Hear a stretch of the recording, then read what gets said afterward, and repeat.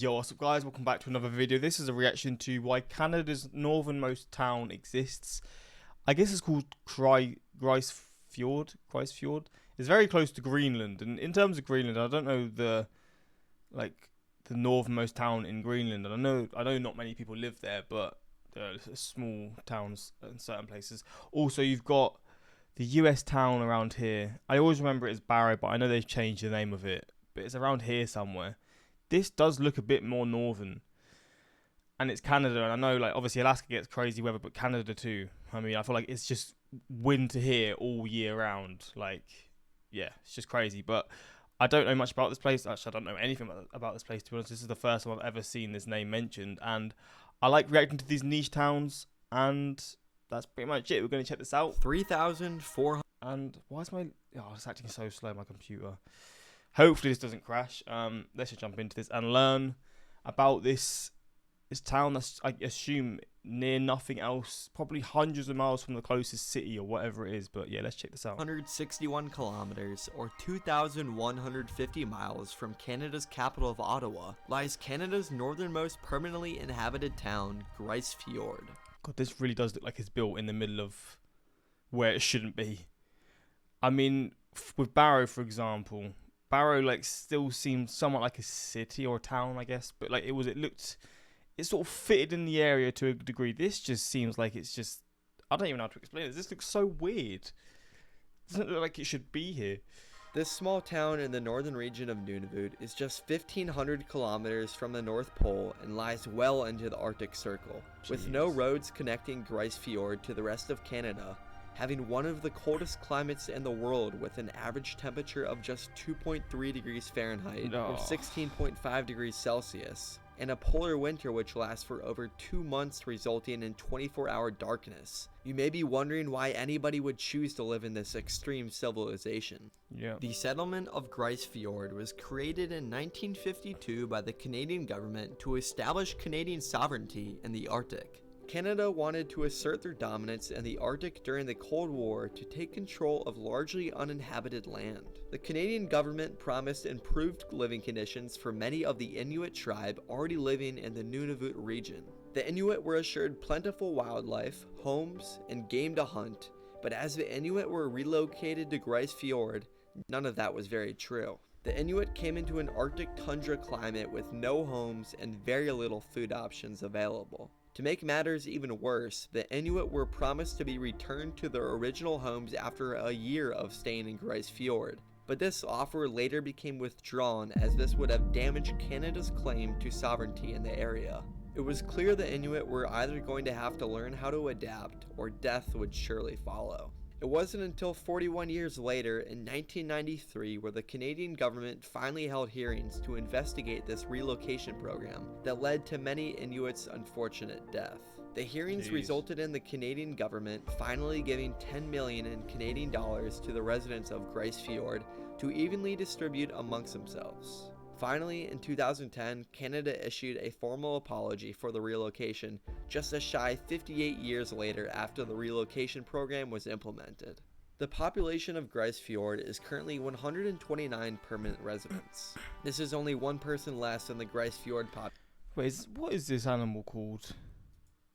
I think it's a narwhal, or it's a swordfish. I don't know. This is only one person less than the Grise Fiord population in 2011, which was 130 residents. Grise Fiord does receive some tourists each year, normally coming in for the summer months. The only way in and out of Grise Fiord is their singular airstrip that accompanies only one destination. I mean, they have an airship, which is not what I was expecting. This destination is Resolute, Canada, which is a 148-mile flight and only takes about an hour and a half. Resolute is the nearest settlement and is where many of the Inuit tribe were forced to relocate from during the Cold War. Canadian North is the only airline that services this flight, but doesn't offer it too often, with an average of just 9 flights in and out every month. Damn. Surrounded by snow-capped mountains, the Grise Fiord airstrip has one of the most difficult approaches for aircrafts that require only the most experienced pilots. I bet. Sometimes in the summer months, the bay will thaw and then the residents can use their fishing boats to reach nearby hunting grounds or to hunt mammals in the sea.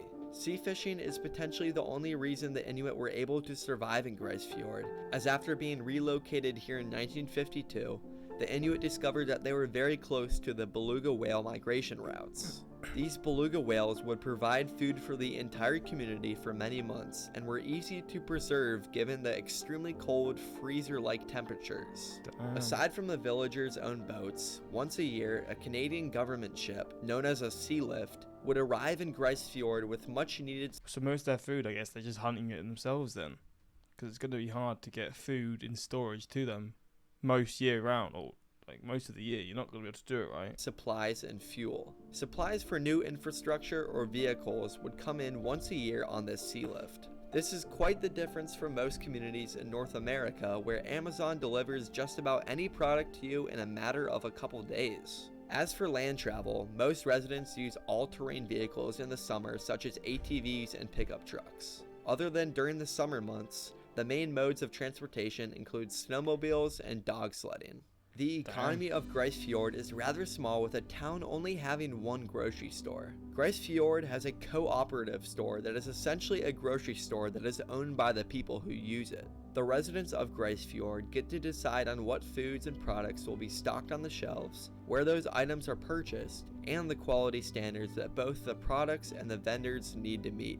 This cooperative store is usually run by the residents of Grise Fiord, but the employees hadn't been filing financial papers, attending meetings, and most importantly, failing to stock the groceries. Eventually, this prompted the territorial government to take over and run the cooperative store. The residents of Grise Fiord obviously weren't in favor of the Canadian government taking over given their past, so the residents of Nunavut's northernmost town are hoping to take back their co-op. For many of them, having control of the co-op serves as a symbol of the community's independence, something that they value greatly. The community leader mentioned that they would like to deal with the territorial government as little as possible. The government having control of the local co-op hasn't been all that bad, however. Many important items such as milk and perishables that hadn't been on shelves for a while are now back on the shelves and available for purchase. In addition, the government has been able to keep the co-op store consistently open. Wait, is this inside the store? I'm just thinking, have they got like a school or anything? I assume they will, but will it be touched upon? Hopefully we'll learn about like the school or the college or where. There won't be a college for it. There'll probably be like 10 students, wouldn't there?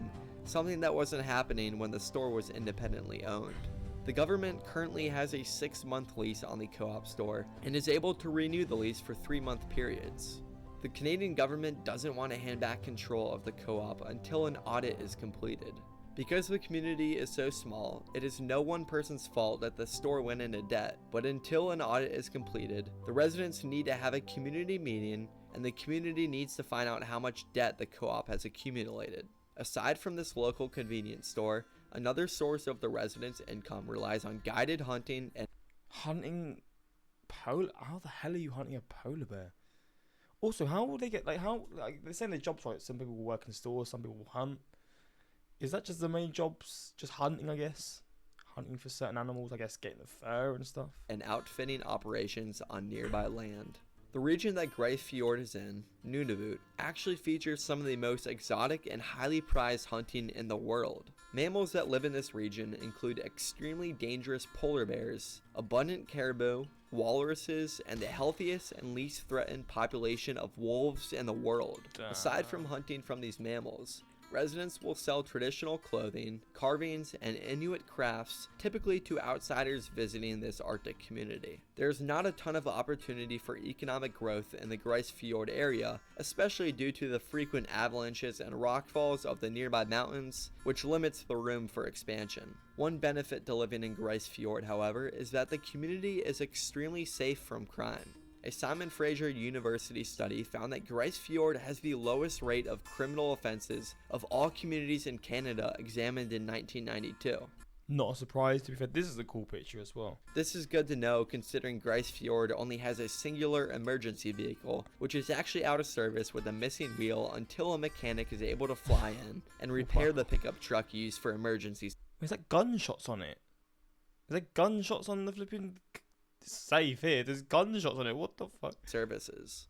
As mentioned before, Grise Fiord is one of the coldest communities in the entire world, with an average yearly temperature of just 2.3 degrees Fahrenheit or negative 16.5 degrees Celsius. The winters last almost the entire year, while the summers are very cool and short. February is the coldest month on Grise Fiord. February, fuck. Minus 34 on average. Summer. Oh my god, it's just cold all year round. Summer is literally like, it's colder than winter in the city that I'm in now. Like on average, it's colder than the winter. That's brutal, man.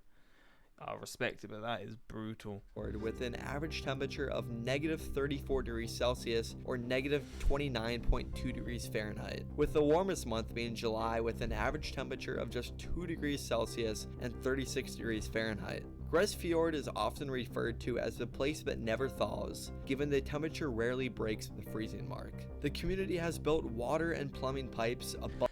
Yeah, how have you managed to make plumbing in a place like this when it's so cold, and water pipes as well? Above ground to avoid the pipes from freezing. Water has to be continuously running through these pipes to avoid them from freezing up. At the end of the day, it is truly hard to conceptualize how difficult it is to live in Canada's northernmost town. Got a playground as well. Grise Fiord probably wouldn't exist if it wasn't for Canada's desire to claim control of the Arctic during the Cold War. Fortunately, the residents of Grise Fiord have developed a frontier-like mindset that has helped them to survive and prosper in such a harsh tundra-like climate. All 129 residents feel as though they are one big family and couldn't imagine living elsewhere. Do you think you could live in Grise Fiord? It's a fascinating place, man. Really is. It's intriguing to see how people can live in somewhere with these conditions, right? But I guess you become accustomed to conditions that you live in, don't you? But also worth mentioning, the Inuit were relocated during the constantly dark winter time, and with nothing, many did not survive. But that so many did really speaks for the incredible ability and skills of the people. Fascinating place, man. I do love learning about these places, and yeah, this did not disappoint. Just for you to know, 2.3 Fahrenheit is equivalent to minus 16.5 Celsius. It would be quite nicer if it wasn't minus. I mean, that sentence didn't make sense, but I get what you're saying.